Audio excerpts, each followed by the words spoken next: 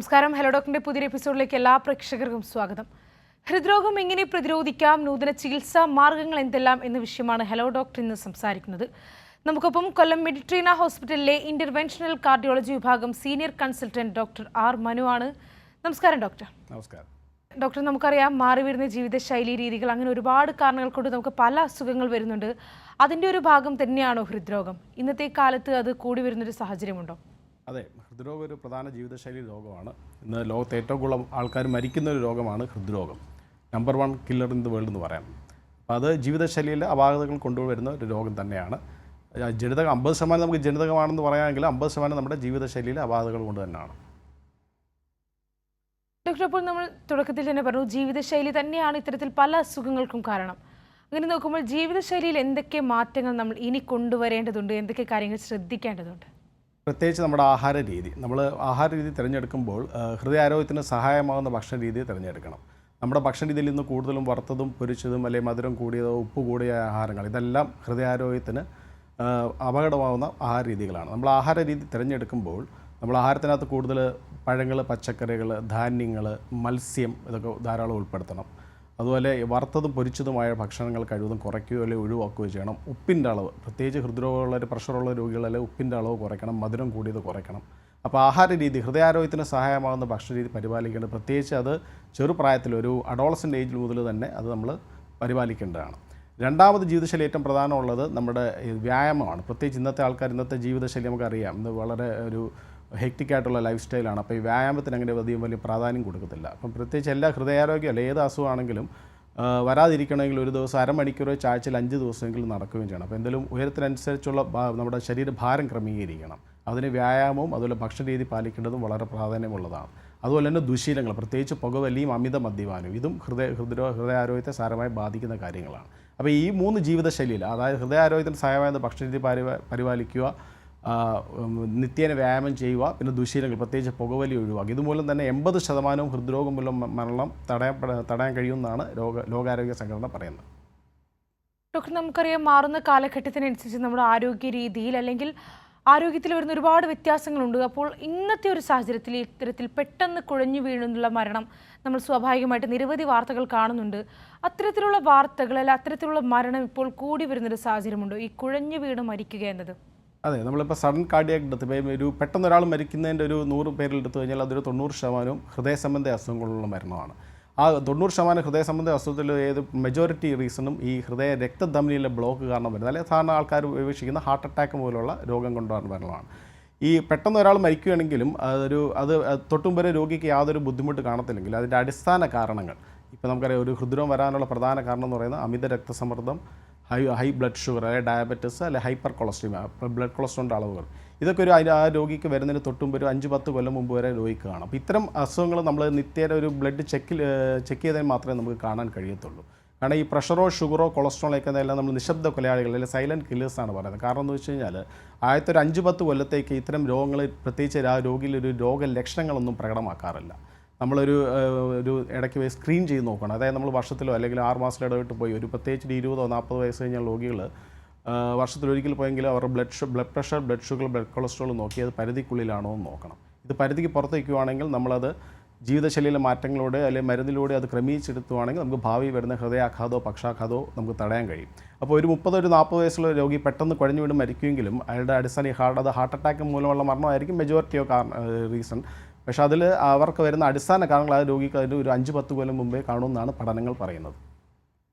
Doctor, നമുക്കറിയാം, ഈ കുഴഞ്ഞു വീണുള്ള മരണം സ്വാഭാവികമായിട്ട് ഇപ്പോഴത്തെ ചെറുപ്പക്കാരിൽ പോലും അതുണ്ട് എന്നതാണ് ഏറ്റവും ഞെട്ടിക്കുന്ന ഒരു കാര്യം. അങ്ങനെ നോക്കുമ്പോൾ ഡോക്ടർ നേരത്തെ പറഞ്ഞതുപോലെ തന്നെ ഇത്തരത്തിലുള്ള പുകവലി, മദ്യപാനം ഒക്കെ തന്നെയാണ് ഇതിനെ ബാധിക്കുന്നത്. അതെ, ജീവിതശൈലി അപാകതകൾ തന്നെയാണ്. ഇപ്പം നമുക്കറിയാം, നമ്മുടെ ലൈഫ് സ്റ്റൈലെല്ലാം മാറിപ്പോയി. ഇപ്പം പ്രത്യേകിച്ച് വ്യായാമത്തിന് വലിയ പ്രാധാന്യം കൊടുക്കുന്നില്ല. നമ്മുടെ ഭക്ഷണ രീതി കഴിവതും ഈ പറഞ്ഞ പോലെ ഒരുപാട് വറുത്തത് പൊരിച്ചതായ ഭക്ഷണങ്ങൾ കഴിക്കുന്നു. പ്രത്യേകിച്ച് പുകവലി, ഈ സ്ട്രെസ്സ് കാരണം ആൾക്കാർ പുകവലി വയ്ക്കുന്നു. അപ്പോൾ ഇത്തരം ജീവിതശൈലി അപാകതകൾ തന്നെയാണ് ചെറുപ്രായത്തിൽ. പണ്ടൊക്കെ ഒരു 10-30-40 കൊല്ലത്തിന് മുമ്പൊക്കെ ഒരു 40 വയസ്സ് അല്ലെങ്കിൽ 50 വയസ്സ് കഴിയുമ്പോഴൊക്കെയായിരുന്നു ഹൃദ്രോഗം മൂലം മരണം വരുന്നത്. പക്ഷേ ഇന്ന് വളരെ ചെറുപ്പക്കാരിൽ തന്നെ ഒരു 20-30 വയസ്സിലൊക്കെ ഹാർട്ട് അറ്റാക്ക് വന്ന ആൾക്കാർ മരിക്കപ്പെടുന്നു. അതിൻ്റെ പ്രധാന കാരണം ഈ ചെറുപ്രായം മുതലുള്ള ജീവിതശൈലി അപാകതകൾ തന്നെയാണ്. ഡോക്ടർ, അപ്പോൾ നമുക്ക് ഏതൊക്കെ തരത്തിലുള്ള മുൻകരുതലുകൾ എടുക്കാൻ പറ്റും? നമ്മൾ ജീവിത രീതിയിൽ വരുത്തുന്ന മാറ്റങ്ങൾ, ഭക്ഷണ ക്രമീകരണങ്ങൾ, വ്യായാമം, അങ്ങനെ എന്തൊക്കെ തരത്തിലുള്ള മുൻകരുതലുകൾ എടുത്താലാണ് നമുക്ക് ഇത്തരത്തിലൊരു ആരോഗ്യ പ്രശ്നത്തെ നേരിടാൻ സാധിക്കുക? എന്നാൽ മുമ്പേ പറഞ്ഞ പോലെ ഇന്ന് ലോകത്ത് ഏറ്റവും കൂടുതൽ ആൾക്കാർ മരിക്കുന്ന ആദ്യത്തെ രോഗം ഹൃദയാഘാതം, രണ്ടാമത്തെ രോഗം പക്ഷാഘാതമാണ്. ഈ രണ്ട് രോഗങ്ങളുടെ അടിസ്ഥാന കാരണം എന്ന് വെച്ചാൽ നമ്മുടെ ശരീരത്തിലെ രക്തധമനിയിൽ ബ്ലോക്കുകൾ, തടസ്സങ്ങൾ ഉണ്ടാകുന്നു എന്നുള്ളതാണ്. ഹൃദയ രക്തധമനിയിൽ തടസ്സം വരുമ്പോഴാണ് ഹൃദയാഘാതം വരുന്നത്. തലച്ചോറിലെ രക്തങ്ങൾ ബ്ലോക്ക് വരുന്നതുകൊണ്ടാണ് പക്ഷാഘാതം വരുന്നത്. അപ്പോൾ ഈ രക്തധമനിയിൽ തടസ്സം വരുന്ന രോഗത്തിന് നമ്മൾ അതെറോസ്ക്ലീറോസിസ് ആണ് പറയുന്നത്. അപ്പോൾ ഇത് വരാനുള്ള പ്രധാന കാരണം ഒന്ന് നമ്മൾ ഹൈ ബ്ലഡ് പ്രഷർ, അതായത് രോഗിയുടെ അമിത രക്തസമ്മർദ്ദം. രണ്ട്, ഡയബറ്റിസ്, ഹൈ ബ്ലഡ് ഷുഗർ, അതായത് ബ്ലഡ് ഷുഗർ പരിധിക്ക് പുറത്ത് നിൽക്കുന്ന അവസ്ഥ. മൂന്നാമത് ഹൈപ്പർ കൊളസ്ട്രീമിയ, അതായത് നമ്മുടെ ശരീരത്തിലെ കൊളസ്ട്രോളിൻ്റെ അളവ്, പ്രത്യേകിച്ച് മോശം കൊളസ്ട്രോൾ LDL എന്ന് പറയുന്ന ലോ ഡെൻസിറ്റി ലിപ്പോപ്രോട്ടീൻ്റെ അളവ് വളരെ കൂടി നിൽക്കുന്ന അവസ്ഥ. ഇത്തരം ഇത് നേരത്തെ കണ്ടുപിടിച്ചത് ലഘൂകരിക്കാമെങ്കിൽ നമുക്ക് ഇതുപോലുള്ള മരണം നമുക്ക് തടയാൻ കഴിയും. പിന്നെ ഞാൻ മുമ്പേ പറഞ്ഞ പോലെ ആദ്യഘട്ട പ്രതിരോധത്തിൻ്റെ ഒരു പ്രധാന ഭാഗമാണ് ഈ ഹൃദയാരോഗ്യത്തിന് സഹായിക്കുന്ന ഭക്ഷണം. ഇത് ചെറുപ്രായം മുതലേ പാലിക്കുന്നത്, നിത്യേന വ്യായാമം ചെയ്യുന്നത്, പുകവലി ഒഴിവാക്കുന്നത്. ഇത് ചെറുപ്രായത്തിൽ മുതലേ പരിപാലിച്ച് ഇതെല്ലാം കൺട്രോളാക്കി വെച്ച് കഴിഞ്ഞാൽ ഭാവിയിൽ വരുന്ന ഹൃദയാഘാതമോ പക്ഷാഘാതമോ നമുക്ക് തടയാൻ കഴിയും. ഡോക്ടർ, നമുക്കിപ്പോൾ മറ്റ് അസുഖങ്ങളൊക്കെ വരുമ്പോൾ സ്വാഭാവികമായിട്ട് ശരീരം മുൻകൂട്ടി കാണിക്കുന്ന ചില സൂചനകളുണ്ട്. അങ്ങനെ നോക്കുമ്പോൾ ഹൃദയാഘാതത്തിന് ശരീരം മുൻകൂട്ടി ഏതെങ്കിലും തരത്തിലുള്ള സൂചനകൾ കാണിക്കുന്നുണ്ടോ? ഡോക്ടർ നേരത്തെ പറഞ്ഞ ഇത്തരത്തിലുള്ള കുഴഞ്ഞു വീണുള്ള മരണം ഒരു സൂചനയും കാണിക്കാതെയാണ് പെട്ടെന്ന് ഒരാളുടെ മരണം സംഭവിക്കുന്നത്. അതല്ലാതെ ഹൃദയാഘാതം വരുമ്പോൾ അല്ലെങ്കിൽ ശരീരത്തിന് ഇത്തരത്തിലൊരു പ്രശ്നം ഉണ്ടാകുമ്പോൾ ശരീരം മുൻകൂട്ടി ഏതെങ്കിലും തരത്തിലുള്ള സൂചനകൾ കാണിക്കുന്നുണ്ടോ? ഇത്തരത്തിൽ ശരീര തളർച്ച ഉണ്ടാകുക, അങ്ങനെ ഏതെങ്കിലും തരത്തിലുള്ള സൂചനകൾ? മുമ്പേ പറഞ്ഞ പോലെ തന്നെ ഹൃദയാഘാതം വരുന്നത് ഹൃദയപേശിയിൽ കൊടുക്കുന്ന രക്തക്കുഴലിനകത്ത് തടസ്സം വരുമ്പോഴാണ് ഈ ഹാർട്ട് അറ്റാക്ക് വരുന്നത്. ഈ ഹൃദയപേശിയിലെ രക്തധമനിയിൽ ഒരു 70% മേലെ തടസ്സം വരുമ്പോഴാണ് രോഗിക്ക് ആയാസപ്പെടുമ്പോൾ ബുദ്ധിമുട്ട്. രണ്ട് രീതിയിലാണ് ഈ ഹൃദ്രോഗം പോലുള്ള സിംറ്റംസ് കാണിക്കുന്നത്. ഒന്ന്, നമ്മൾ അക്യൂട്ട് കൊറോണറി സിൻഡ്രോം എന്ന് പറയും. അതായത് തൊട്ട് മുമ്പ് രോഗിക്ക് യാതൊരു ബുദ്ധിമുട്ടും കാണത്തില്ല. ഒരു പൂർണ്ണ ആരോഗ്യനായിട്ട് നടന്നിരുന്ന ഒരു വ്യക്തി, അല്ലെങ്കിൽ ദൈനംദിന ജീവിതത്തിൽ യാതൊരു ബുദ്ധിമുട്ടില്ലാതെ നടന്നൊരു വ്യക്തി ഒരു സുപ്രഭാതത്തിൽ പെട്ടെന്ന് കലശലായി നെഞ്ചുവേദന വരുന്നു, ആശുപത്രിയിൽ പോകുന്നു, അത് ഹാർട്ട് അറ്റാക്കാണ് കണ്ടുപിടിക്കുന്നു, അല്ലെങ്കിൽ ആശുപത്രിയിൽ പെട്ടെന്ന് മരണം സംഭവിക്കുന്നു. രണ്ടാമത് വരുന്നത് ക്രോണിക് കൊറോണറി സിൻഡ്രോം എന്ന് പറയും. അതായത് കാലക്രമേണ പതുക്കെ ഈ രക്തധമനിയിൽ ഒരു 70% മേലെ ബ്ലോക്ക് വരുമ്പോൾ ആ രോഗിക്ക് ആയാസപ്പെടുമ്പോഴത്തേക്ക് ഒരു നെഞ്ചിന് അസ്വസ്ഥത, അല്ലെങ്കിൽ നമ്മൾ എന്തെങ്കിലും എക്സേർട്ട് ചെയ്യുന്ന സമയത്ത് നെഞ്ചിൻ്റെ ഭാരം പോലോ നെഞ്ചുവേദനയൊക്കെ അനുഭവപ്പെടാറുണ്ട്. അപ്പോൾ അത്രയും രോഗികൾ നമുക്ക് പരിശോധിച്ച് നോക്കുമ്പോൾ നമുക്ക് ഹൃദ്രോഗത്തിൻ്റെ കാണാറുണ്ട്. പക്ഷേ ഈ പഠനങ്ങൾ പറയുന്ന അക്യൂട്ട് കൊറോണറി സിൻഡ്രോം, അതായത് പെട്ടെന്നുണ്ടാകുന്ന ഹാർട്ട് അറ്റാക്കിൽ 70% രോഗികളും തൊട്ട് മുമ്പ് രോഗിക്ക് യാതൊരു ബുദ്ധിമുട്ടും കാണുന്നില്ല. കാരണം അതെന്തെന്ന് വെച്ച് കഴിഞ്ഞാൽ ഈ രക്തധമനിയിൽ ഒരു 70% മേലുള്ള താഴെയുള്ള ബ്ലോക്കുകൾ പ്രത്യേകിച്ച് ബുദ്ധിമുട്ടുണ്ടാകുന്നില്ല. അത്തരം ബ്ലോക്കുകളാണ് കൂടുതലും ഈ ഹാർട്ട് അറ്റാക്കിലോട്ട് പോകുന്നത്. അതായത് രക്തധമനിയിൽ ഒരു 20-30% ചുരുക്കൊണ്ട് കണ്ടിട്ട് ആ രോഗിക്ക് യാതൊരു ബുദ്ധിമുട്ടും കാണത്തില്ല. പക്ഷേ ഒരു സാഹചര്യത്തിൽ പെട്ടെന്ന് സ്ട്രെസ് വരുമ്പോഴോ അല്ലെങ്കിൽ പെട്ടെന്ന് പ്രഷർ കൂടുന്നൊരവസ്ഥയിൽ ആ 30% ബ്ലോക്കിൻ്റെ ആവരണം, ആ രക്തധമനിയിൽ ഉള്ളിൽ ആവരണം പൊട്ടുകയും അതിനകത്തോട്ട് പെട്ടെന്ന് രക്തം കട്ടുപിടിക്കുകയും ആ 30% ബ്ലോക്ക് 100% ബ്ലോക്കായി മാറുകയും രോഗിക്ക് അടുത്ത നെഞ്ചുവേദന വന്ന് മരണപ്പെടുകയോ അല്ലെങ്കിൽ ആശുപത്രിയിലെത്തി അതിൻ്റെതായിട്ടുള്ള ചികിത്സ വിധേയമാകും. നമ്മൾ മനസ്സിലാക്കേണ്ടത് ഒരു ഹൃദ്രോഗം മൂലമുള്ള മരണം വരാതിരിക്കണമെങ്കിൽ ഏറ്റവും പ്രധാനം പ്രതിരോധം തന്നെയാണ്. മുമ്പേ പറഞ്ഞതുപോലെ തന്നെ 80% ഹൃദയാഘാതം മൂലം മരണവും നമുക്ക് പ്രതിരോധിക്കാൻ പറ്റുന്നതാണ്. ഡോക്ടർ, അപ്പോൾ ഇത്തരത്തിലൊരു പെട്ടെന്നൊരു പ്രശ്നം വരുമ്പോൾ നമുക്കൊരു പ്രാഥമിക ചികിത്സ എന്ന രീതിക്ക് എന്തൊക്കെ കാര്യങ്ങൾ ചെയ്യാൻ സാധിക്കും? പെട്ടെന്നൊരു നെഞ്ചുവേന വരുമ്പോൾ നെഞ്ചുവേന പറഞ്ഞ ഒരു ഗ്യാസാന്ന് പറഞ്ഞ് തള്ളിക്കളയരുത്. ഉടനെ ഒരു നെഞ്ചുവേന നമ്മൾ പ്രത്യേകിച്ച് ഒരു 40 വയസ്സുള്ള വ്യക്തി അല്ലെങ്കിൽ ഹൃദയാരോഗ്യം വരാനുള്ള ആപത് ഘടകങ്ങൾ, അതായത് ഹൈപ്പർ ടെൻഷൻ, ഡയബറ്റിസ്, കൊളസ്ട്രോൾ, പുകവലി അല്ലെങ്കിൽ പാരമ്പര്യമായ ഹൃദ്രോഗം, ഇത്തരമുള്ള വ്യക്തികൾക്ക് ഒരു നെഞ്ചിന് അസ്വസ്ഥത വരുമ്പോൾ അതൊരു ഉടനെ ഒരു ഗ്യാസാന്ന് പറഞ്ഞ് തള്ളിക്കളയുന്നത് നല്ല കാര്യമല്ല. ഉടനെ അടുത്തൊരു ആശുപത്രിയിൽ പോയിട്ട് അതൊരു ECG എടുത്ത് പരിശോധിച്ച് അല്ലെങ്കിൽ ഹൃദ്രോഗം മൂലമുള്ള വേദന എല്ലാം തീർച്ചപ്പെടുത്തേണ്ടത് അത്യാവശ്യമാണ്. കാരണം നെഞ്ചുവേന ഒരുപാട് കാരണങ്ങൾ കൊണ്ട് വരുവാണെങ്കിലും അത് ഹൃദ്രോഗം മൂലമുള്ള വേദനയാണെങ്കിൽ അത് അത് നിരാകരിച്ച് കഴിഞ്ഞാൽ ചിലപ്പോൾ അടുത്ത് വരുന്നത് മാരകമായി മാറാൻ സാധ്യതയുണ്ട്.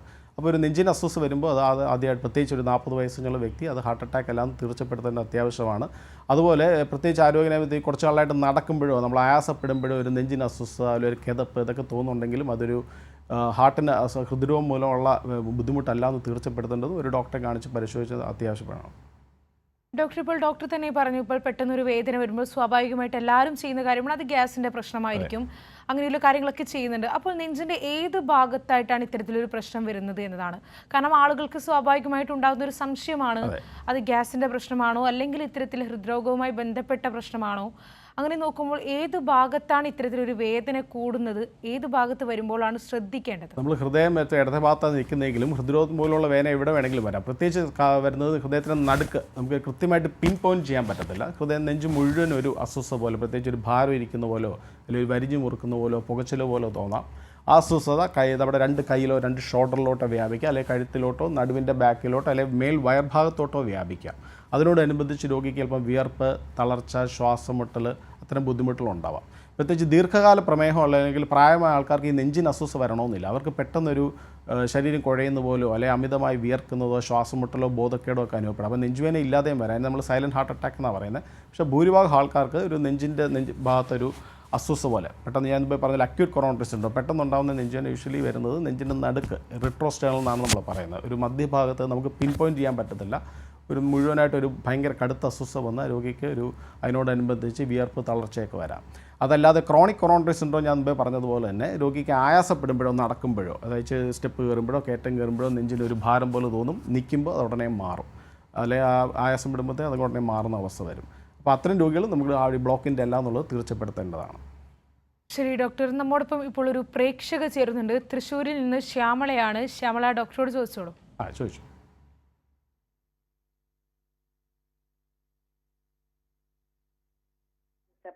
ഹലോ ഇതൊക്കെ ചെയ്തപ്പോ ഹലോ കേൾക്കാം, പറഞ്ഞു. അപ്പൊ ഹാർട്ടിന് വലിപ്പം കൂടുതലെന്ന് പറഞ്ഞാന്ന് ചെക്കപ്പ് ഒക്കെ കഴിഞ്ഞപ്പോ കേട്ടില്ല. ഹലോ, ഒന്നുകൂടെ ആവർത്തിക്കാമോ? ഹാർട്ടിന് വലിപ്പം കൂടുതലെന്ന് പറഞ്ഞേ. അപ്പൊ അത് ചെക്കപ്പ് ഒക്കെ ചെയ്തപ്പോഴാണ് പറഞ്ഞത്. പിന്നെ എനിക്ക് ഇടയ്ക്ക് ഇങ്ങനെ ഒരു ചെറിയ ഭക്ഷണങ്ങളൊക്കെ ചിലത് കഴിക്കുമ്പോ ഒരു അസ്വസ്ഥത വരാറുണ്ട്. അതെന്തുകൊണ്ടാ അങ്ങനെ വരുന്നേ? ഈ ഹാർട്ടിന് വലിപ്പം കൂടിയെന്നുള്ള എക്കോ പരിശോധനയിലൂടെയാണ് കണ്ടുപിടിച്ചത്. അതെ. എന്തായിരുന്നു ബുദ്ധിമുട്ട്? എന്തായിരുന്നു? ശ്വാസമുട്ടലാണോ നടക്കുമ്പോൾ? എനിക്ക് ശ്വാസമുട്ടൽ ഭയങ്കര കടപ്പ് ഇതൊക്കെ ആയിരുന്നു. അപ്പൊ എക്കോ പരിശോധിച്ച് നോക്കുമ്പോൾ ഹാർട്ടിന്റെ പമ്പിങ് കുറവാണെന്നാണോ പറഞ്ഞത്? ഹൃദയത്തിന്റെ പേശികൾക്ക് ഖനം എന്നുള്ള രീതിയിലാണോ പറഞ്ഞത്? അത് വലിപ്പം കൂടുതലാണെന്നാ പറഞ്ഞത്. വലിപ്പം കൂടി രണ്ട് രീതിയിലാവുന്നു. ഹൃദയം വികസിക്കുന്ന അസുഖമുണ്ട്. അത് ഹൃദയത്തിന്റെ ഈ പറഞ്ഞ പോലെ രക്തധമനിയിൽ തടസ്സം വന്നിട്ട് ഹൃദയത്തിന്റെ പേശികൾക്ക് ക്ഷതമേറ്റിട്ട് ഹൃദയം വികസിക്കാം. അതല്ലാതെ ഹൃദയത്തിന്റെ മസിൽ മാത്രം വീക്കാവുന്ന അസുഖമുണ്ട്. കാർഡിയോമയോപ്പതി എന്ന് പറഞ്ഞ അസുഖം വരാം. പിന്നെ ഹൃദയത്തിൻ്റെ പേശികൾക്ക്, ഹൃദയം എന്ന് പറഞ്ഞൊരു മസിലാണല്ലോ, ഈ ഹൃദയത്തിൻ്റെ പേശികൾക്ക് അനിയന്ത്രിതമായ ഖനം വരുന്നൊരു അസുഖമുണ്ട്, ഹൈപ്പർട്രോഫി കാർഡിയോമയോപ്പതി. അതും ജനിതകമായിട്ട് വരുന്ന അസുഖമാണ്. അപ്പോൾ എന്താണെന്നുള്ളത് എക്കോ പരിശോധന ചെയ്തിട്ട് നമുക്ക് ബാക്കി പരിശോധനകൾ ചെയ്യേണ്ടതാണ്. രക്തധമനിയിൽ ബ്ലോക്ക് കാരണമുള്ളതാണോ അല്ലെങ്കിൽ ഹാർട്ടിൻ്റെ പേശികൾക്ക് ബലക്ഷയമാണോ എന്നുള്ള അറിയാനുള്ള MRI ടെസ്റ്റ് ഉണ്ട്, കാർഡിയക് MRI. ഇതൊക്കെ ചെയ്താലേ നമുക്ക് അത് അറിയാൻ പറ്റത്തുള്ളൂ. ഓക്കെ. ശരി, പ്രേക്ഷകയ്ക്ക് മനസ്സിലായെന്ന് കരുതുന്നു. ഡോക്ടർ, അതോടൊപ്പം തന്നെ നമ്മൾ നേരത്തെ പറഞ്ഞ ഇത്തരത്തിലുള്ള ബ്ലോക്ക് ഉണ്ടാകുമ്പോഴാണ് രക്തക്കുഴലുകൾ ഉണ്ടാകുന്ന ബ്ലോക്ക്, അങ്ങനെയൊക്കെയുള്ള പ്രശ്നങ്ങളാണ് ഇതൊരു ഹൃദയാഘാതത്തിലേക്ക് പോകുന്നത്. അത് നേരത്തെ മനസ്സിലാക്കാൻ ഏതെങ്കിലും തരത്തിലുള്ള ചികിത്സാ മാർഗങ്ങളുണ്ടോ, ചികിത്സാ രീതികളുണ്ടോ? അതിനെപ്പറ്റി ഒന്ന് പറയാമോ? ഞാൻ പറഞ്ഞ പോലെ ഈ ബുദ്ധിമുട്ടുകൾ ഉണ്ടാകുന്ന ഒരു 30%, അതായത് ഒരു ഹൃദയാഘാതം വന്നൊരു ആശുപത്രി വരുവാണെങ്കിൽ, ഒരു രോഗി വരുവാണെങ്കിൽ അയാൾക്ക് നേരത്തെ ഉള്ള ഒരു ബുദ്ധിമുട്ടുള്ള ഒരു 30% ആൾക്കാർക്ക് മാത്രമേ കാണത്തുള്ളൂ. കുറച്ച് നാളായിട്ടൊരു നടക്കുമ്പോൾ ഒരു അസ്വസ്ഥതയൊക്കെ ഉണ്ടായിരിക്കും. പക്ഷേ അവരത് ഗ്യാസാന്ന് പറഞ്ഞ് തള്ളി കളഞ്ഞ് കാണും. പക്ഷേ ഭൂരിഭാഗം ആൾക്കാർക്കും പ്രത്യേകിച്ച് ബുദ്ധിമുട്ട് കാണത്തില്ല. പ്രത്യേകിച്ച് ഈ അക്യൂട്ട് കൊറോണറി സിൻഡ്രോം, പെട്ടെന്ന് ഹാർട്ട് അറ്റാക്ക് വരും. ഞാൻ മുമ്പേ പറഞ്ഞ പോലെ തന്നെ അതൊരു 70% താഴെയുള്ള രക്തധമനിയിൽ ബ്ലോക്കുകളൊന്നും രോഗിക്ക് യാതൊരു ബുദ്ധിമുട്ടും കാണത്തില്ല. അപ്പോൾ അത്തരം ബ്ലോക്കുകൾ വരാതിരിക്കണമെങ്കിൽ നമ്മൾ ചെറുപ്രായത്തിൽ മുതൽ, പണ്ടൊക്കെ ഒരു 40 വയസ്സ് കഴിഞ്ഞാൽ വരുന്നത്, പക്ഷേ ഇന്നിപ്പോൾ 20 വയസ്സ് കഴിയുമ്പോഴെങ്കിലും വർഷത്തിലൊരിക്കൽ എല്ലാ വ്യക്തികളും അവരുടെ blood pressure, blood sugar, blood cholesterol അത് പരിശോധിച്ച് അത് പരിധിക്കുള്ളിലാണോ നോക്കണം. കാരണം അത് പരിധി റിസ്ക് ഫാക്ടർ മോഡിഫിക്കേഷൻ എന്ന് പറയും. ഇത് മൂന്നുമാണ് പ്രധാന ആപത്ഘടകങ്ങൾ. പിന്നെ പുകവലി. ഈ 4 ആപത്ഘടകങ്ങൾ നിയന്ത്രിച്ചാൽ തന്നെ നമുക്ക് ഭാവിയിൽ വരുന്ന ഹൃദയാഘാതമോ പക്ഷാഘാതമോ തടയാൻ പറ്റും. അപ്പം ഒരു സിംറ്റം ഇല്ലയെന്ന് വെച്ച് നമുക്കൊരു ഹാർട്ടിൻ്റെ നാളെ ഒരു ഹൃദയാഘാതം വരത്തില്ല എന്നുള്ളൊരു ഗ്യാരണ്ടി ഇല്ല. നമ്മൾ നോക്കേണ്ടത് നാളെ അല്ലെങ്കിൽ അടുത്തൊരു 10 കൊല്ലത്തേക്ക് നോക്കുമ്പോൾ നമുക്കറിയാം കേരളത്തിലെ ശരാശരി ആയുസ് എന്ന് പറയുന്നത് 75 വയസ്സാണ്. അപ്പോൾ ഒരു വ്യക്തി ജനിച്ചു കഴിഞ്ഞാൽ 75 വയസ്സ് ജീവിക്കണമെന്നുണ്ടെങ്കിൽ അയാളുടെ ശരീരത്തിൽ കുറച്ച് നമ്പറുകളുണ്ട്. ആ നമ്പറിലെ പ്രധാനമാണ് അയാളുടെ ഒന്ന് ബ്ലഡ് പ്രഷർ, ഒന്ന് ബ്ലഡ് ഷുഗർ, ഒന്ന് ബ്ലഡ് കൊളസ്ട്രോൾ. ഇത് മൂന്നും പരിധിക്കുള്ളിലായിരിക്കണം. ഇത് പരിധിക്ക് പുറത്തേക്കുവാണെങ്കിൽ അത് നമ്മുടെ ജീവിതശൈലിയിലെ മാറ്റങ്ങളിലൂടെയോ അല്ലെങ്കിൽ മരുന്നിലൂടെ ക്രമീകരിച്ച് വയ്ക്കുകയാണെങ്കിൽ ഇത്തരം ഹൃദയാഘാതമോ പക്ഷാഘാതമോ പോലുള്ള ജീവിതശൈലി രോഗങ്ങൾ നമുക്ക് തടയാൻ കഴിയും. പിന്നെ മുമ്പേ പറഞ്ഞ പോലെ ഈ പ്രാഥമിക പ്രൈമറി പ്രിമോഡിയൽ പ്രിവെൻഷൻ എന്ന് പറയും. അതായത് മൗലിക പ്രതിരോധം എന്ന് പറയുന്നത് നമ്മുടെ ഭക്ഷണ രീതി, നമ്മൾ ഹൃദയാരോഗ്യത്തിന് സഹായിക്കുന്ന ഭക്ഷണ രീതി പാലിക്കുക, വ്യായാമം ചെയ്യുക, പുകവലി പോലുള്ള ദുശീലങ്ങൾ ഒഴിവാക്കുക. ഇതാണ് ഏറ്റവും പ്രധാനമുള്ള കാര്യങ്ങൾ. ശരി ഡോക്ടർ, വ്യക്തമാണ്. നമ്മോടൊപ്പം കായംകുളത്ത് നിന്ന് നാസിം കൂടി ചേരുന്നുണ്ട്. നാസിം, ഡോക്ടറോട് ചോദിച്ചോളൂ. ഹലോ, നമസ്കാരം ഡോക്ടർ. നമസ്കാരം. ഞാൻ കഴിഞ്ഞ 4 വർഷത്തിനിടയിൽ 2 ആൻജിയോപ്ലാസ്റ്റി കഴിഞ്ഞതാണ്. അതെ. ഒന്ന് ആദ്യത്തെ കഴിഞ്ഞിട്ട് 4 വർഷം കഴിയുന്നു. ഓക്കെ. അത് ഞാൻ 90% ബ്ലോക്ക് ആയിട്ട് വന്ന് ശ്വാസമുട്ടൽ വന്ന് പെട്ടെന്ന് നമ്മൾ പോയതാണ്. അതെ. അതിനുശേഷം ആൾറെഡി പെർഫെക്റ്റ് ആയിരുന്നു. ഇപ്പോൾ 1 വർഷമാകുമ്പോൾ വീണ്ടും എനിക്ക് ശ്വാസതടസ്സമായിട്ട് ഉണ്ടായതുകൊണ്ട് മൂകാംബിക മെഡിക്കൽ കോളേജിൽ ഡോക്ടർ മിസ്റ്റർ കിരൺ, അദ്ദേഹത്തെ കൺസൾട്ട് ചെയ്തപ്പോൾ 5 മറ്റു ടെസ്റ്റുകളൊക്കെ നടത്തി. അപ്പൊ ഓക്കെ പറഞ്ഞ് ആദ്യമേ ഇട്ട സ്ട്രെങ്ത് ചുരുങ്ങിപ്പോയതാണ്, ഓക്കെ അത് നമുക്ക് റിലീസ് ചെയ്യാൻ പറ്റത്തില്ല, ഓക്കെ അതുകൊണ്ട് അതൊന്ന് എക്സ്പാൻഡ് ചെയ്ത് ബലൂൺ സർജറി എന്ന് പറഞ്ഞു. ആ അത് നടത്തിയിട്ട് ഇപ്പം ഏതാണ്ട് 9 മാസമായി. ഓക്കെ ഇപ്പൊ എനിക്ക് ഈ 1 മാസത്തിനിടയ്ക്ക് സ്ട്രോക്ക് പോലെ വന്നു, okay left side okay stroke പോലെ വന്ന് അങ്ങനെ ഡോക്ടറെ കണ്ട് CT ഒക്കെ എടുത്തപ്പോഴത്തേക്ക് സ്ട്രോക്ക് വന്നിട്ടുണ്ട്. പക്ഷെ ഇത്രയും മെഡിസിൻ കഴിക്കുന്ന സാഹചര്യത്തിൽ ആ ഈ സ്ട്രോക്ക് വരാൻ പാടില്ല എന്നുള്ളതാണ്. ആ അപ്പൊ ഇപ്പൊ ഇത് ബ്രെയിനിന്റെ ആൻജിയോഗ്രാമും MRIയും കൂടെ ഇപ്പൊ 2-ാം തീയതിക്ക് പോസ്റ്റ് ചെയ്തിരിക്കുക. ഓക്കെ അതിനകത്ത് ബ്രെയിൻ ഓക്കെ ആണെന്നുണ്ടെങ്കിൽ പിന്നെ അത് ഹാർട്ടിന്റെ ഫെയിലിയർ ആയിട്ടാണ് അവർ പറയുന്നത്. ആ ജോയി. മരുന്നിൻ്റെ ഫെയിൽഡല്ല, നമുക്ക് ഈ ഇപ്പോൾ ഹൃദയാഘാതമാണെങ്കിലും പക്ഷാഘാതമാണെങ്കിലും അടിസ്ഥാന കാരണം ഒന്നാണ്, ഈ രക്തധമനിയിൽ തടസ്സം വരുന്നതാണ്. അപ്പോൾ ഇത് വരാനുള്ള ആപത്ഘടകങ്ങൾ, താങ്കൾ പ്രമേയ രോഗിയാണോ, ഡയബറ്റീസ് ഉണ്ടോ? ഷുവർ. ഡയബറ്റിക് ആണ്, പ്രഷർ ഉണ്ടോ, ഹൈപ്പർ ടെൻസി ആണോ? BP ഉണ്ടായിരുന്നു. ഇതെല്ലാം കൺട്രോൾഡ് ആണോ, മരുന്നിൽ ഇതെല്ലാം നിയന്ത്രണ വിധേയമാണോ? കാരണം നമുക്ക് പ്രമേഹമൊക്കെ കൺട്രോളാണ്. ഇപ്പൊ ഫാസ്റ്റിംഗ് ഷുഗർ എന്ന് പറഞ്ഞാൽ 140യും ആ 3 മാസം ഷുഗറിന്റെ സൂചി ഉണ്ടല്ലോ, ഗ്ലൈക്കേറ്റഡ് ഹീമോഗ്ലോബിൻ, അതിന്റെ അളവൊക്കെ 7% താഴെയാണോ? ഹീമോഗ്ലോബിന്റെ HbA1c എന്നുള്ള ടെസ്റ്റ് ഉണ്ടല്ലോ, ഈ 3 മാസം ഷുഗർ 12-13 ഉണ്ട് ഹീമോഗ്ലോബിൻ. ഹീമോഗ്ലോബിൻ അല്ല, HbA1c എന്നുള്ളൊരു 3 മാസത്തെ ബ്ലഡ് ഷുഗർ ആവറേജ് ഷുഗർ നോക്കുന്ന ഒരു വാല്യൂ ഉണ്ട്, അത് 7% താഴെ വെക്കണം പ്രമേയ രോഗികൾ. 7% താഴെ കഴിക്കും. ശരി, വേറെ പുകവലിയൊന്നും ഇല്ലല്ലോ, ഒന്നുമില്ല. കൊളസ്ട്രോളും കൺട്രോൾഡ് ആണ്. കൊളസ്ട്രോളും കൺട്രോളാണ്. ഇപ്പോൾ ഒരിക്കൽ ഹൃദയാഘാതമോ പക്ഷാഘാതമോ വരുന്ന വ്യക്തികൾക്ക് രണ്ടാമത് വരാൻ അതിനെ നമ്മൾ 2-ാം ഘട്ട പ്രതിരോധം എന്നാണ് പറയുന്നത്. അത് മരുന്നിലൂടെ ഈ 3 പരിധിക്കുള്ളിലാക്കി വെക്കേണ്ടതാണ്. പിന്നെ അപ്പോൾ ഈ മരുന്നുകൊണ്ട് ഫലതായിട്ട് ഈ പറഞ്ഞ പോലെ ഇപ്പോൾ തലച്ചോറിലെ രക്തത്തിൽ സ്ട്രോക്ക് വന്നത് നേരത്തെ കുറച്ച് നാളായിട്ട് തലച്ചോറിലെ രക്തധമനിയിൽ ബ്ലോക്ക് കാണും, അത് സുപ്രഭാതത്തിൽ വന്ന ഭാഗ്യത്തിന് ചെറിയ തോതിലേ ഉണ്ടായെന്നുള്ളതെന്ന് തോന്നുന്നു. ചെറിയ തോതിലേ വന്നു. അതായത് ഈ മരുന്ന് കഴിച്ചതെല്ലാം നിയന്ത്രിച്ചുകൊണ്ടാണ് ഭാഗ്യത്തിന് ചെറിയ തോതിൽ വന്നത്.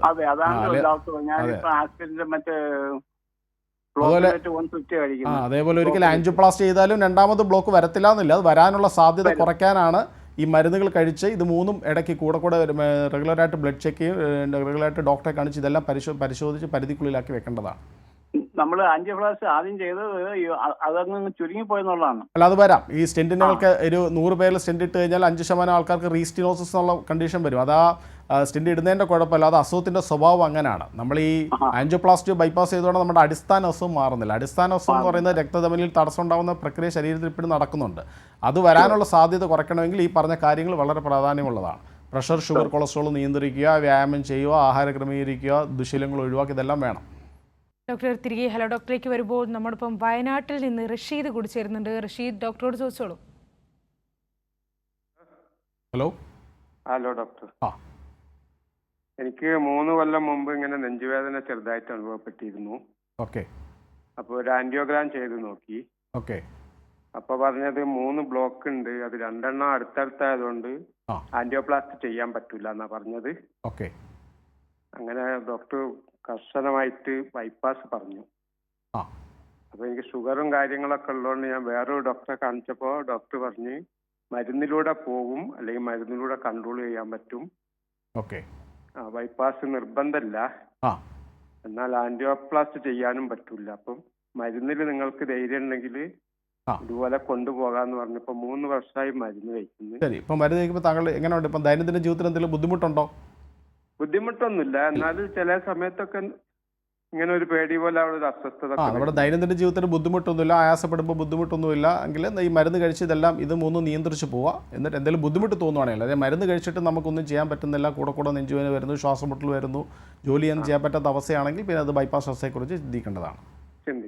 Okay, thank you sir. Okay, thank you. ശരി, പ്രേക്ഷകന് മനസ്സിലായെന്ന് കരുതുന്നു. ഡോക്ടർ, നമ്മൾ നേരത്തെ പറഞ്ഞൊരു കാര്യമുണ്ട്, ഇപ്പോൾ വേദന വരുമ്പോൾ നമ്മളത് ഗ്യാസ് ട്രബിളിൻ്റെ പ്രശ്നമാണോ അങ്ങനെയൊക്കെ കാണുന്നത്. അപ്പോൾ അത് ഒരു തരത്തിൽ പറഞ്ഞാൽ ചില വേദനകൾ ഇത്തരത്തിലൊരു അറ്റാക്ക് തന്നെ ആയിരിക്കില്ലേ? അത് നമുക്ക് അങ്ങനെയുള്ളത് നമുക്ക് നേരത്തെ മനസ്സിലാക്കാൻ പറ്റുമോ? പിന്നീടുള്ള ചികിത്സയിലൂടെ അല്ലെങ്കിൽ മറ്റേതെങ്കിലും ചികിത്സാ രീതികളിലൂടെ മനസ്സിലാക്കാൻ പറ്റുമോ ഒരു തവണ അറ്റാക്ക് വന്നതാണ് അങ്ങനെയുള്ളൊരു കാര്യങ്ങൾ? നേരത്തെ ഈ പറഞ്ഞ പോലെ നേരത്തെ നെഞ്ചിൻ്റെ അസ്വസ്ഥത വന്ന രോഗി ചിലപ്പോൾ ഈ പറഞ്ഞ പോലെ ഗ്യാസാൻ തള്ളിക്കളഞ്ഞാണ്, അതൊരു ചെറിയൊരു ലഘുവായ ഹൃദ്രോഗമാണ്. ചിലപ്പോൾ ആ രോഗി ആ ഇത് ടോളറേറ്റ് ചെയ്ത് കാണാം. പിന്നെ ഭാവിയിൽ വേറെ എന്തെങ്കിലും പരിശോധനയ്ക്ക് ഇപ്പം ഒരു ഓപ്പറേഷൻ, നമ്മൾ കഴിഞ്ഞ ദിവസം ഓപ്പറേഷൻ പ്രീ ഓപ്പറേറ്റീവ് വാല്യൂഷൻ ഭാഗമായിട്ട് നോക്കുമ്പോൾ ആ രോഗിക്ക് ക്രോണിക്കായിട്ട് ഡയബറ്റിക് ആണ്, രോഗിക്ക് വലിയ ബുദ്ധിമുട്ടൊന്നുമില്ല. പണ്ടെപ്പോഴും ഒരു നെഞ്ചിൻ്റെ അസ്വസ്ഥത വന്നു. പക്ഷേ നമ്മൾ ECG നോക്കുമ്പോഴും എക്കോ നോക്കുമ്പോഴും നേരത്തെ ഒരു ഹൃദയാഘാതം വന്നതിൻ്റെ തെളിവുണ്ട്. ഹൃദയാഘാതം എന്ന് പറഞ്ഞാൽ ഹൃദയത്തിൻ്റെ പേശികൾക്ക് 3 രക്തക്കുഴൽ കൊടുക്കുന്നുണ്ട്. അതിൽ ഏതെങ്കിലും ഒരു രക്തക്കുഴൽ രക്തയോട്ടം കുറഞ്ഞ് ഹൃദയത്തിൽ അത്രയും ഭാഗത്തെ പേശികൾക്ക് ഡാമേജ് പറ്റുന്നതിനായി ഹാർട്ട് അറ്റാക്ക് എന്ന് പറയുന്നത്. അപ്പോൾ അത് ഒരിക്കൽ ഹൃദയാഘാതം വന്നു കഴിഞ്ഞാൽ അതിൻ്റെ സൂചകങ്ങൾ ECGക്കകത്തോ എക്കോയ്ക്കകത്തോ നമുക്ക് അറിയാൻ പറ്റും. അപ്പോൾ ഞാൻ ചോദിച്ചപ്പോൾ രോഗി പറഞ്ഞു നേരത്തെ ഒരു 6 മാസം മുമ്പ് പുള്ളിക്ക് ഒരു നെഞ്ചിന് അസ്വസ്ഥത പോലെ തോന്നി, ഒരു 3-4 മണിക്കൂർ ഉണ്ടായിരുന്നു, പക്ഷേ പുള്ളി അത് ഗ്യാസ് ആകുമ്പോൾ തള്ളിക്കളഞ്ഞു, പിറ്റേന്ന് രാവിലെ അപ്പോൾ കുഴപ്പമില്ലാന്ന് പോയി. അതൊരു ചെറിയ രീതിയിലുള്ള ഹൃദയാഘാതം കൊണ്ടാണ് പുള്ളി ടോളറേറ്റ് ചെയ്തത്. പക്ഷേ അത്തരം രോഗികൾക്ക് ഇനി രണ്ടാമത് ഭാവിയിൽ വരാം. അപ്പോൾ അതുകൊണ്ട് ഞാൻ രോഗിയെ പെടുന്നത് ബാക്കി പരിശോധന പിന്നെ ഒരു സ്ട്രെസ് ടെസ്റ്റ് നടത്തിക്കൊണ്ട് ECG എടുക്കുന്ന ടെസ്റ്റ് ചെയ്ത് നോക്കി. അതിനകത്ത് വലിയ തകരാറ് കണ്ടില്ല. അതുകൊണ്ട് രോഗിക്ക് ഞാൻ തൽക്കാലം ഒരു റിസ്ക് ഫാക്ടർ മോഡിഫിക്കേഷൻ, അദ്ദേഹത്തിൻ്റെ ഷുഗർ കൺട്രോളിലല്ലായിരുന്നു, അപ്പോൾ അത് ആഹാരത്തിലൂടെയും മരുന്നിലൂടെയും ഇൻസുലിനിലൂടെയൊക്കെ നിയന്ത്രിക്കണമെന്ന് പറഞ്ഞു. പ്രഷർ ഉണ്ടാകും രോഗിക്ക്, പ്രഷർ നിയന്ത്രിക്കാൻ പറഞ്ഞു. കൊളസ്ട്രോൾ ഗുളിക എന്തായാലും കഴിക്കണം. പിന്നെ ഒരിക്കൽ ഹൃദ്രോഗം വന്ന സ്ഥിതിക്ക് എൻ്റെ രക്തം അലിയിക്കുന്ന ഗുളികളുണ്ട്, ആസ്പിരിൻ പോലുള്ള ഗുളികൾ, അതൊക്കെ ജീവിതകാലം മുഴുവൻ കഴിച്ച് ഇടയ്ക്കിടയ്ക്ക് പ്രഷറും ഷുഗറും കൊളസ്ട്രോളും നോക്കി പരിധിക്കുള്ളിലാക്കി വെച്ചാൽ നാളെ ഒരു ഈവൻറ്റ് വരാതിരിക്കും. അതിൽ ആ രോഗി പിന്നെ എന്തെങ്കിലും ബുദ്ധിമുട്ടോ ആയാസപ്പെടുമ്പോൾ എന്തെങ്കിലും ബുദ്ധിമുട്ടുണ്ടെങ്കിൽ പിന്നെ അത് ഈ ബ്ലോക്ക് കണ്ടുപിടിക്കുന്ന ടെസ്റ്റുകളുണ്ട്, രക്തക്കുഴൽ ആൻജിയോഗ്രാം എന്നുള്ള ടെസ്റ്റാണ് മുമ്പേ പറഞ്ഞ പോലെ. അപ്പോൾ ആൻജിയോഗ്രാം ചെയ്യുമ്പോൾ ഹൃദയത്തിൻ്റെ രക്തധമനിയിൽ 3 രക്തക്കുഴൽ എവിടെയൊക്കെ തടസ്സങ്ങളുണ്ടെന്ന് അറിയാൻ പറ്റും. പിന്നെ ആ തടസ്സത്തിൻ്റെ തീവ്രത അതിൻ്റെ സ്വഭാവമൊക്കെ അനുസരിച്ചിട്ട് അതിന് ആ രോഗിക്ക് ബലൂൺ ചികിത്സയാണോ ബൈപ്പാസ് ശസ്ത്രക്രിയയാണോ മരുന്ന് ചികിത്സയാണോ വേണ്ടതെന്ന് നമ്മൾ നിഷ്കർഷിക്കും. ശരി ഡോക്ടർ, അപ്പോൾ ഡോക്ടർ പറഞ്ഞതുപോലെ ഇനി നമുക്ക് അറിയേണ്ടത് ചികിത്സാ രീതികളെ പറ്റിയാണ്. ഇപ്പോൾ ഡോക്ടർ വിവിധ തരം ചികിത്സാ മാർഗ്ഗങ്ങളെ കുറിച്ച് പറഞ്ഞു. അപ്പോൾ അങ്ങനെ നോക്കുമ്പോൾ ഈ സിറോ കോൺട്രാസ്റ്റ് ആൻജിയോപ്ലാസ്റ്റി ഇതൊക്കെ എന്താണെന്നൊന്ന് വിശദീകരിക്കാമോ? കാരണം സാധാരണക്കാരായ ജനങ്ങൾക്ക് പോലും നേരത്തെ ഒരു പ്രേക്ഷകൻ സംസാരിച്ചതുപോലെ ബൈപ്പാസ്, അപ്പോൾ അതിനെപ്പറ്റിയൊക്കെ നിരവധി സംശയങ്ങളുണ്ടാകും. അപ്പോൾ ചികിത്സാ രീതികളെ പറ്റി ഒന്ന് വിശദീകരിക്കാമോ? സീറോ കോൺട്രാസ്റ്റ് ആൻജിയോപ്ലാസ്റ്റി നമുക്കറിയാം. ഈ ഹൃദയത്തിൻ്റെ രക്തധമനിയിലെ ആൻജിയോഗ്രാം പടം എടുക്കുന്ന നമ്മൾ ഹൃദയ രക്തക്കുഴലിനകത്തൊരു ചെറിയ കത്തീറ്റർ ട്യൂബ് കടത്തി ഒരു ഡൈ കോൺട്രാസ്റ്റ് എന്ന് പറയും, ഒരു അഡിനേറ്റഡ് ഡൈ ഇഞ്ചെക്ട് ചെയ്ത് അതൊരു റേഡിയോ ഒപ്പേക്കാണ്, അതൊരു എക്സ്റേ എടുത്ത് നോക്കുമ്പോൾ ഈ രക്തധമനിയിൽ തടസ്സം അറിയാൻ പറ്റും. ഈ കോൺട്രാസ്റ്റ് ഡൈ എന്ന് പറഞ്ഞാൽ കിഡ്നി വഴിയാണ് പോകുന്നത്. അപ്പോൾ അത് കിഡ്നി ചില ആൾക്കാർ പ്രത്യേകിച്ച് കിഡ്നിയെ ബാധിക്കാറുണ്ട്. നേരത്തെ വൃക്കരോഗങ്ങളുള്ളവർക്കോ അല്ലെങ്കിൽ ദീർഘകാല പ്രമേഹമുള്ളവർക്ക് അല്ലെങ്കിൽ പ്രായമായവർക്കൊക്കെ ഈ കോൺട്രാസ്റ്റ് ഡൈ ഒരുപാട് ഉപയോഗിക്കുമ്പോഴത്തേക്ക് അത് കിഡ്നിയെ ബാധിച്ച് കിഡ്നി ഫംഗ്ഷൻ വേഴ്സൺ ചെയ്ത് ഡയാലിസിസിലോട്ട് പോകാനുള്ള സാധ്യതയുണ്ട്. അപ്പോൾ നേരത്തെ ഇത്തരം ഈ കിഡ്നി തകരാറുള്ള രോഗികൾക്ക് ഹൃദ്രോഗം ബ്ലോക്കുകൾ വരാനുള്ള സാധ്യത വളരെ കൂടുതലാണ്. കാരണം മിക്കവാറും അവർക്ക് പ്രമേഹം കാണും. മാത്രമല്ല അത്തരം ബ്ലോക്കുകളൊക്കെ നല്ല കാൽസ്യം അടങ്ങിയ ബ്ലോക്കുകളായിരിക്കും. അപ്പോൾ ഈ കോൺട്രാസ്റ്റ് സാധാരണഗതി ഒരു ആൻജിയോഗ്രാം ചെയ്യുമ്പോൾ നമുക്കൊരു 10 മുതൽ 20 മില്ലി കോൺട്രാസ്റ്റ് മതി. പക്ഷേ ഒരു ആൻജിയോപ്ലാസ്റ്റി പ്രത്യേകിച്ച് സങ്കീർണ്ണ ആൻജിയോപ്ലാസ്റ്റി ചെയ്യുമ്പോൾ അത് ചിലപ്പം 20 മുതൽ 300-400 മില്ലി കോൺട്രാസ്റ്റ് ഉപയോഗിക്കേണ്ടി വരും. അപ്പോൾ അത്തരം രോഗികൾ ഈ വൃക്കരോഗം ഉള്ളവർക്ക് അല്ലെങ്കിൽ ദീർഘകാല പ്രമേഹ രോഗമുള്ളവർക്ക് ഇപ്പോൾ അത് താങ്ങണമെന്നില്ല. അപ്പോൾ നമ്മളിപ്പോൾ ഒരു ചികിത്സാവിധി വന്നിട്ടുണ്ട് സീറോ കോൺട്രാസ്റ്റ്, അതായത് കോൺട്രാസ്റ്റ് ഒട്ടുമില്ല, അത് കോൺട്രാസ്റ്റ് രഹിത ആൻജിയോപ്ലാസ്റ്റി എന്ന് പറയും, അല്ലെങ്കിൽ ലോ കോൺട്രാസ്റ്റ് വളരെ ലഘുവായിട്ട് ഉപയോഗിച്ച് ആൻജിയോപ്ലാസ്റ്റി ചെയ്യുന്നത്. അതെങ്ങനെയാണെന്ന് വെച്ച് കഴിഞ്ഞാൽ ഹൃദയ രക്തധമനിയിൽ അതൊരു വളരെ എക്സ്പീരിയൻസ്ഡ് ആയിട്ട് ഒരു കാർഡിയോളജിസ്റ്റ് ഇൻ്റർവെൻഷണൽ കാർഡിയോളജിസ്റ്റിന് അത് ചെയ്യാവുന്നതേ ഉള്ളൂ. അത് നമ്മളെല്ലാം ബ്ലൈൻഡ് ആയിരിക്കും പ്രൊസീജിയർ. നമ്മൾ ഹൃദയ രക്തധമനിയിൽ ഡൈ ഇഞ്ചെക്ട് ചെയ്യുന്നതിന് പകരം ഹൃദയ രക്തധമനിയിൽ ട്യൂബ് കടത്തിയതിന് ശേഷം അതിനകത്തൂടെ നമ്മൾ ഇൻട്രാവാസ്കുലർ അൾട്രാസൗണ്ട് എന്ന് പറയും. നമ്മൾ നമ്മുടെ വയറിലൊക്കെ അൾട്രാസൗണ്ട് ചെയ്യുന്ന പോലെ രക്തധമനിക്ക് ഉള്ളിൽ ഒരു അൾട്രാസൗണ്ട് കത്തീറ്റർ കടത്തി വിട്ടിട്ട് നമുക്ക് ഈ രക്തക്കുള്ള ത്രിമാനചിത്രം 3 ഡയമെൻഷണൽ പിക്ചർ കിട്ടും. അതുവഴി നമുക്ക് ഈ രക്തക്കുള്ള സൈസ് എത്രയാണ്, ആ രക്തക്കുഴലിൻ്റെ ബ്ലോക്കിൻ്റെ രക്തക്കുള്ള ഉള്ളിൽ നമുക്ക് കാണാൻ പറ്റുന്നതാണ് ബ്ലോക്ക് എന്ത് തരമുള്ള ബ്ലോക്കാണ്, അത് കാൽസ്യം അടങ്ങിയ ബ്ലോക്കാണോ അതോ വെറും കൊഴുപ്പ് അടങ്ങിയ ബ്ലോക്കാണോ, രക്തക്കുള്ള സൈസ് എത്രയാണ്, ആ ബ്ലോക്കിൻ്റെ നീളം എത്രയാണെന്നൊക്കെ വളരെ കൃത്യമായിട്ട് അറിയാൻ പറ്റും. ആൻജിയോഗ്രാഫി ചെയ്ത് നമ്മൾ ഒരു ദൃശ്യം വെച്ച് അറിയുന്നതിനെ കാട്ടി കൃത്യമായിട്ട് നമുക്ക് ഈ അൾട്രാസൗണ്ട് ഈ രക്തധമനിയിൽ സ്കാൻ വെച്ചിട്ട് നമുക്ക് അറിയാൻ പറ്റും. അപ്പോൾ അതിനെ നമ്മൾ പ്രിസിഷൻ ആൻജിയോപ്ലാസ്റ്റി എന്നാണ് പറയുന്നത്. അതായത് നമുക്ക് വളരെ പ്രിസൈസായിട്ട് ഈ രക്തക്കുള്ള സൈസൊക്കെ അറിയുന്നതാണ്, നമുക്ക് കറക്റ്റ് സൈസുള്ള സ്റ്റെൻറ്റൊക്കെ എടുക്കാൻ പറ്റും. അപ്പോൾ പ്രത്യേകിച്ച് വൃക്കരോഗം ഉള്ളവർക്ക് നമുക്ക് കോൺട്രാസ്റ്റ് വളരെ ഈ അൾട്രാസൗണ്ട് ഉപയോഗിക്കുന്നതാണ്, നമുക്ക് കോൺട്രാസ്റ്റ് ഇല്ലാതെ തന്നെ നമുക്ക് ആൻജിയോപ്ലാസ്റ്റി ചെയ്യാൻ പറ്റും. ഇന്ത്യയിൽ തന്നെ ഏറ്റവും കൂടുതൽ സീറോ കോൺട്രാസ്റ്റ് ആൻജിയോപ്ലാസ്റ്റി സ്ഥാപനമാണ് കൊല്ലത്തെ മെഡിറ്റൻ ആശുപത്രി. നമ്മളതിൻ്റെ ഒരുപാട് 100-ഓളം കേസുകൾ നമ്മൾ ഇതുവരെ ചെയ്തിട്ടുണ്ട്. ഡോക്ടർ, അതോടൊപ്പം തന്നെ ചോദിക്കുകയാണ്, ഈ CTO ആൻജിയോപ്ലാസ്റ്റി എന്താ ഉദ്ദേശിക്കുന്നത്, അതിനെപ്പറ്റി ഒന്ന് പറയാമോ? CTO എന്ന് ഉദ്ദേശിക്കുന്ന ക്രോണിക് ടോട്ടൽ ഒക്ലൂഷൻ എന്നാണ്. അതായത് നമ്മുടെ ഞാൻ മുമ്പേ പറഞ്ഞല്ലോ, ഹൃദയപേശികൾക്ക് 3 രക്തക്കുള്ളാണ് കൊടുക്കുന്നത്. ഈ രക്തക്കുള്ള ഏതെങ്കിലും ഒരു ബ്ലോക്ക് പ്രത്യേകിച്ച് 100% അടഞ്ഞു പോയ ബ്ലോക്ക്, അതൊരു 3 മാസത്തിന് മേലെ നിൽക്കുന്ന ബ്ലോക്കിനാണ് നമ്മൾ ക്രോണിക് ടോട്ടൽ ഒക്ലൂഷൻ എന്ന് പറയുന്നത്.